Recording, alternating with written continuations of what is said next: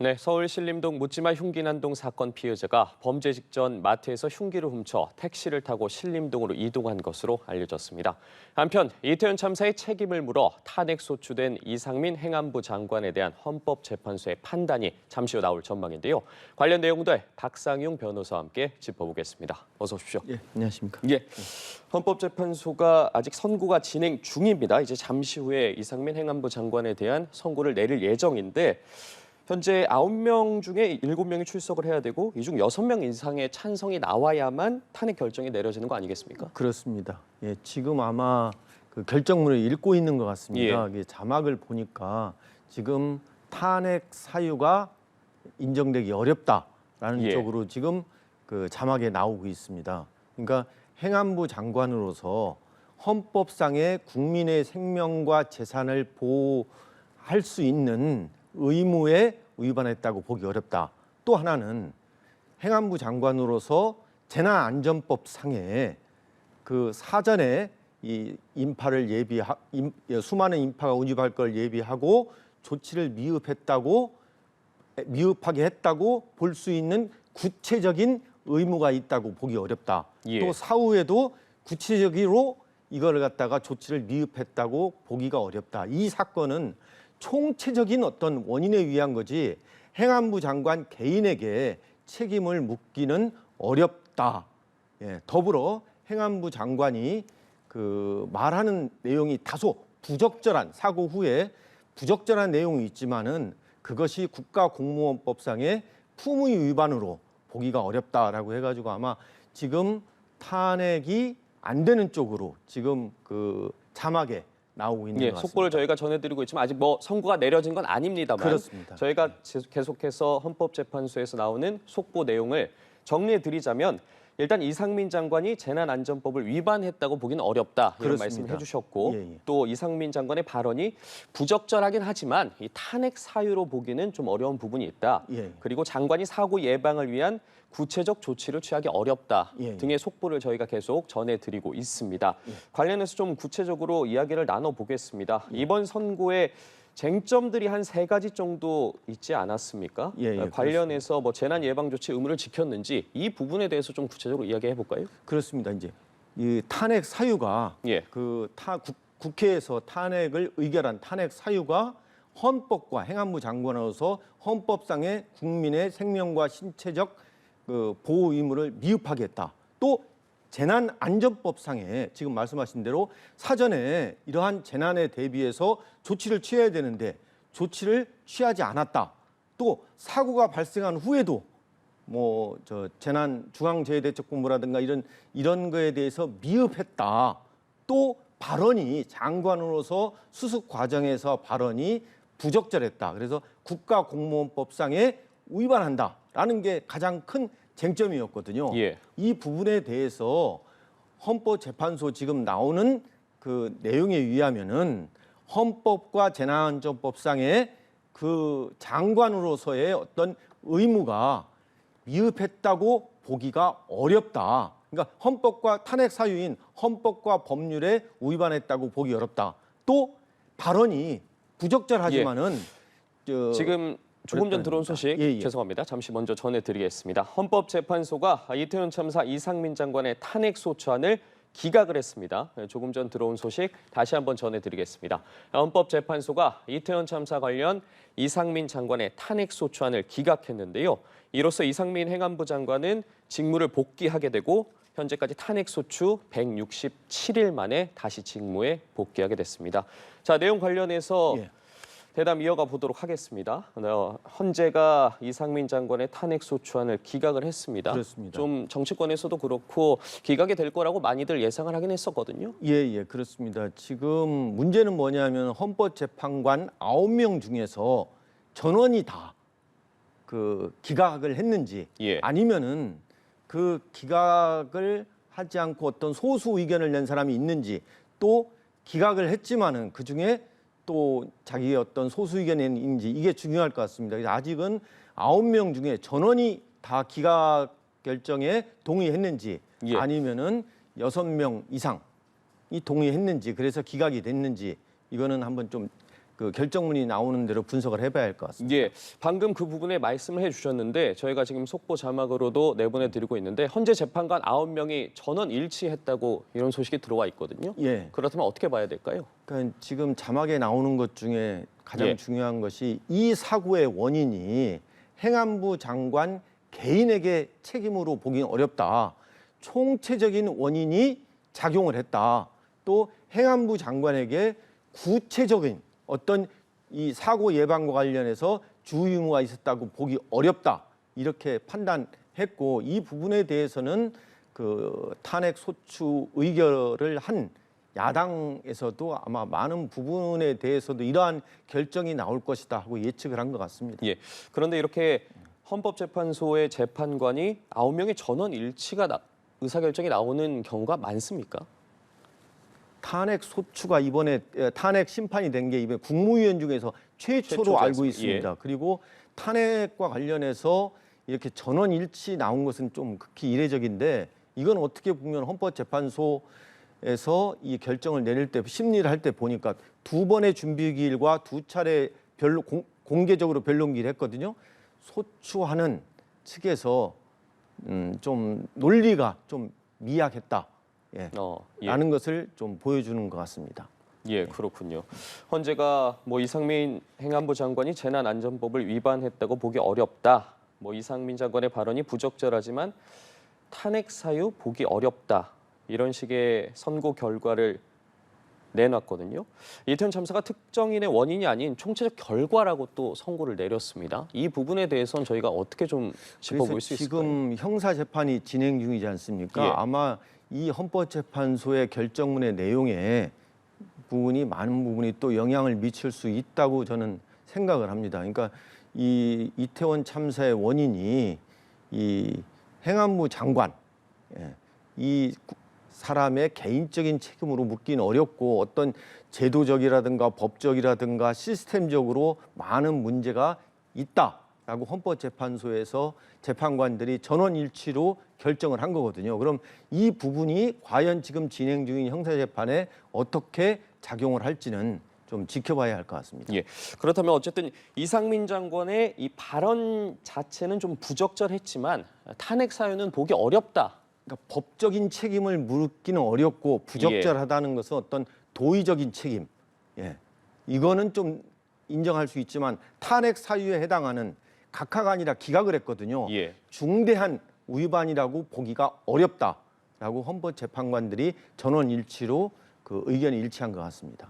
그렇다면 어쨌든 이상민 장관의 발언 자체에 부적절한 부분이 어쨌든 있긴 했지만 이 부분이 결국 탄핵 사유까지 되지는 않는다. 이런 그렇습니다. 식의 판단을 내린 거라고 볼 수 있을 것 탄핵은 같은데. 파면이거든요. 예. 장관으로서 파면을 하는데 그 발언이 부적절하지만 그 부적절한 발언으로 인해서 파면을 하기 정도까지는 하기는 어렵다라는 것이 헌법재판관들의 그 의견인 것 같습니다. 예, 관련해서 핵심 쟁점이 3가지 정도가 있지 않았습니까? 첫 번째는 재난 예방 조치 의무를 지켰는지, 두 번째 사후 대응 조치 적절했는지, 또 마지막 장관으로서 국가공무원법상 이 성실과 품위 유지 의무를 다했는지인데 그렇다면 앞부분의 재난 예방 조치 의무에 대해서 좀 이야기를 저희가 나눠봤고 사후 대응 조치와 관련해서는 어떠한 판단을 내렸다고 볼 수 있을까요? 그 탄핵 소추를 한 그 국회에서는 참사 후에 그 장관이 중앙사고수습본부를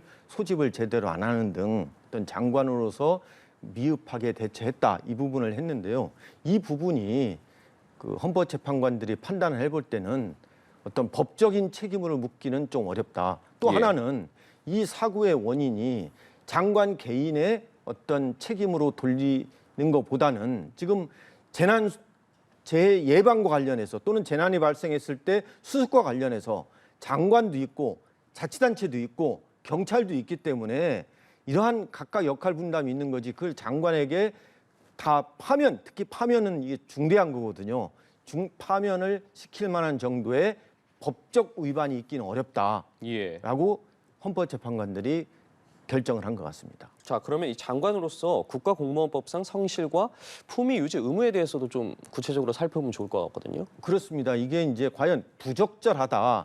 이것이 국가공무원법상에 장관뿐만이 아니라 또 공무원들은 그 발언에 있어서 품위를 유지해야 할 발언이 있거든요. 근데 헌법재판관들이 볼 때는 이 장관이 사고 수습 과정에서 뭐 유족들에게 말하는 그 과정에서 장관으로서의 어떤 그 품위를 다소 좀 저해할 수 있는 부적절한 발언일 수 있지만은 이것이 파면을 하는 정도까지라고 보기는 어렵다고 했거든요. 다만 이 부분에 대해서는 행안부 장관도 그 과정에서 자기가 부적절한 발언에 대해서 한참 후에 사과를 한 것으로 알고 있습니다. 이 부분은 앞으로 이 행안부 장관뿐만이 아니라 모든 국무위원이라든가 공무원들이 새겨들어야 할 것이라고 저는 생각합니다. 예, 어쨌든 이번 선고에 대해서 다시 한번 저희가 되새겨볼 점들이 있는 것 같은데 헌재 판결 전에 이태원 참사 유가족들이 이상민 장관 탄핵을 호소하는 내용의 편지를 헌법재판소에 제출하지 않았습니까? 그렇다면 이러한 부분은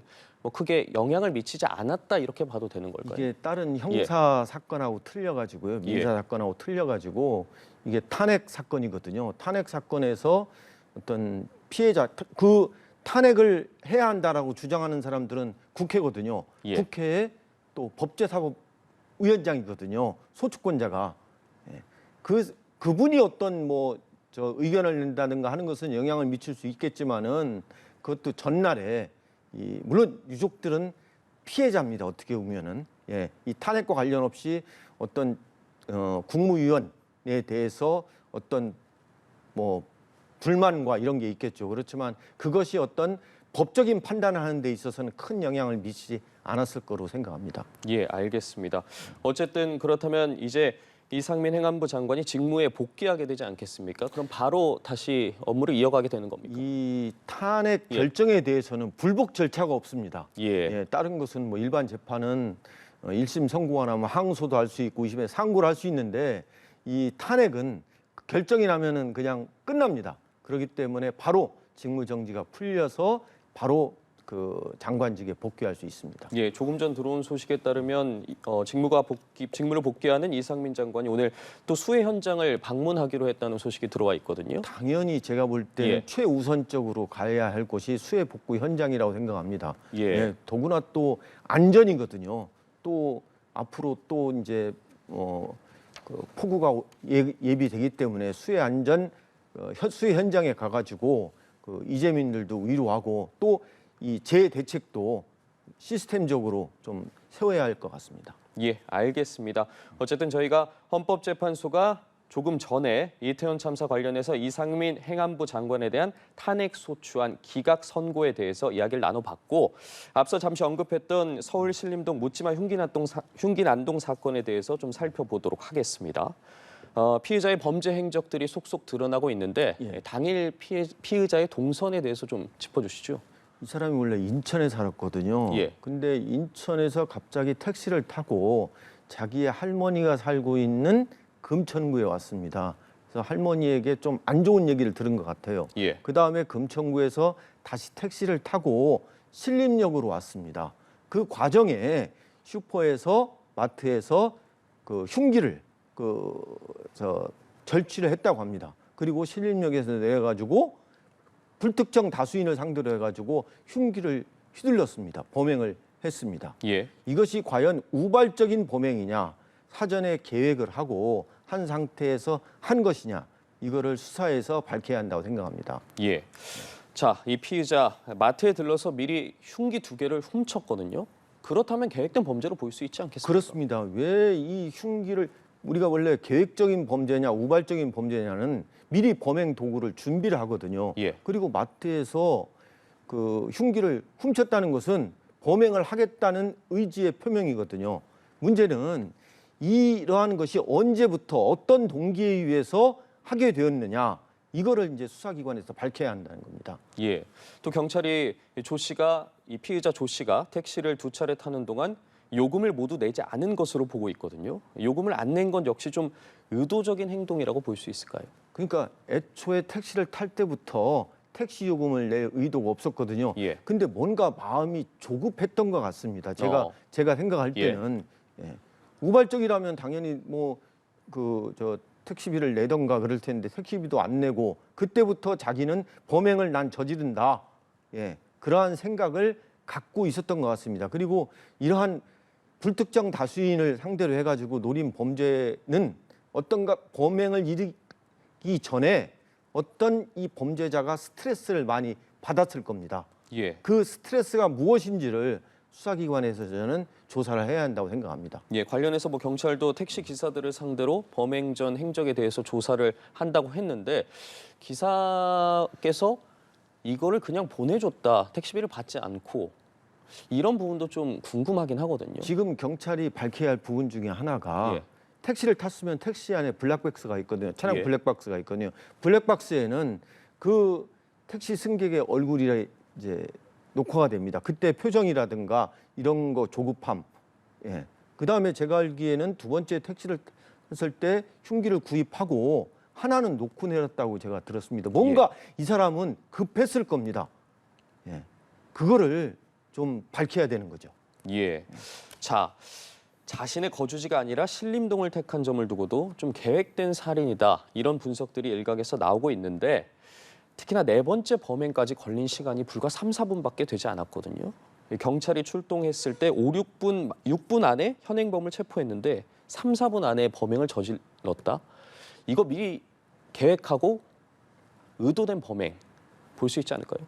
문제는 뭐냐면 신림역에 내려가지고 범행을 했다는 거거든요. 예. 그럼 범행 장소와 이 범행 장소를 여기로 택했다는 것은 뭔가 여기에 관련성이 있었을 겁니다. 금천구에서 갑자기 신림역으로 갔거든요. 예. 예, 그것도 택시를 타고 중간에 흉기를 구입하고 그럼 왜 신림역으로 갔겠는가?